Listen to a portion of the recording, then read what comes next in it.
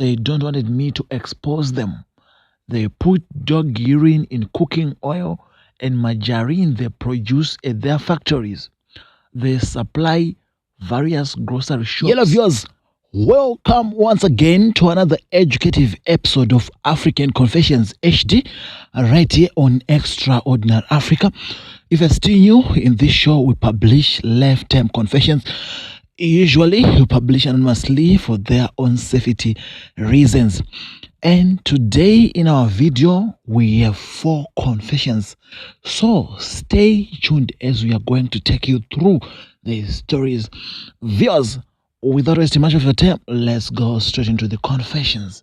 Hello, uncle. Can you please publish my story? I am asking for forgiveness and apologizing at the same time. I've been used, given empty promises by bosses.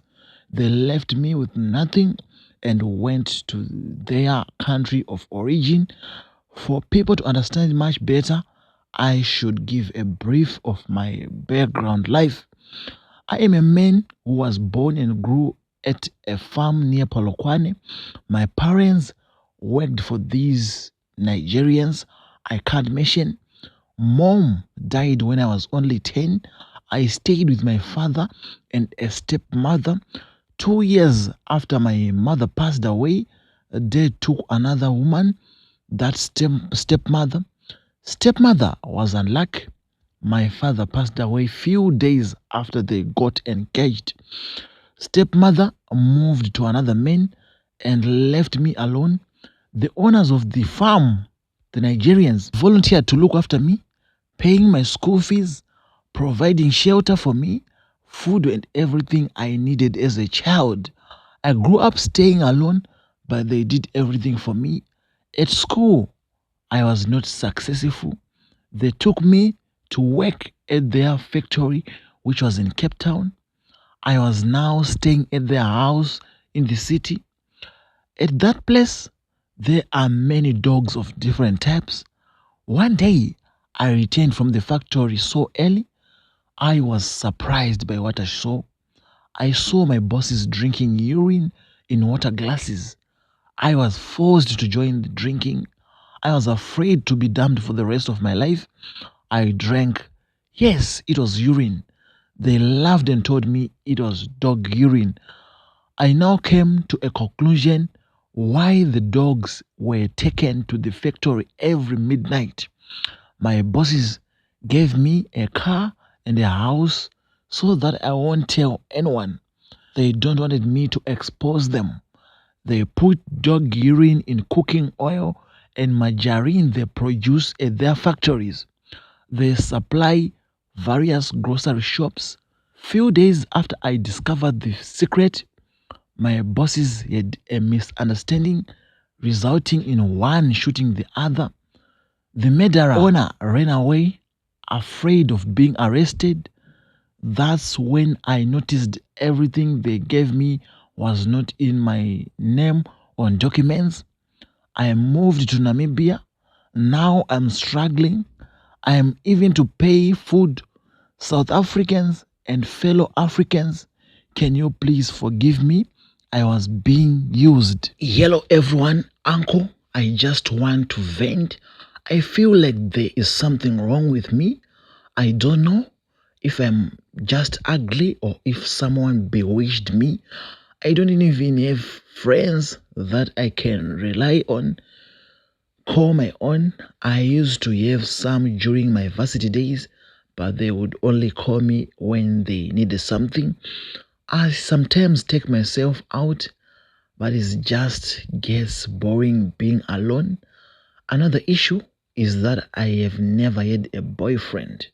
I just don't get approached. I went to 2 different universities and not a single boy asked me out. I just don't know what's really wrong. I am Barbie. You have respect. I am not rude and I am not that bad looking. So I really don't know what's wrong. I having other people with their friends and boyfriends. I also have been praying for a friend, even if it is just one, or a boyfriend, but I just don't get them. Yo, I don't know what the problem is. I am a 24-year-old girl. Yellow Solution Uncle, please hide my identity. I am writing with a bleeding heart. I have been with my partner for almost 4 years. June this year, we found out she was pregnant. Just before my birthday, we took a trip for a weekend away. I never knew that she was even planning the West, which I discovered on my birthday. The day before my birthday, she requested that she wanted to start, yeah, until now I should take her to the clinic. I did, but surprisingly, within 30 minutes, she called saying she was now done, but the truth of where she was would only be revealed on my birthday. She called saying she was sick and she was bleeding. I took her to the clinic where they referred her to the hospital, upon which they asked me to bring her clothes to change. When I was looking for the clothes, I found receipts of medications from the pharmacy with the date I supposedly took her to the clinic. I asked my friend who is a pharmacist. He told me the pills she took were abortion pills. Upon confrontation, she showed no remorse, but instead showed insults on me. There is no insult I have never heard from her. I have been with her even knowing she was HIV positive, even went to the extremes of joining chloric queues, getting a medication. How do I unlove someone? This all was the birthday gift I got. Yellow Solution Uncle, can you please post anonymous? I am a 20-year-old female and I just discovered that my mother had me when she was 17 years old. Okay, cool, I'm fine with that. The thing is, when my mom was 17, my father was 30-year-old. I am disguised by it. How can a 30-year-old man have a child or date a 17-year-old girl? It's really eating me up. Every time I think about it, I just cry. I lose my appetite and it's kind of depressing. I can't ask them questions because they are both dead, or at least get some answers. I don't know how to move on from this. I calculated the years after seeing their death certificates because I was curious.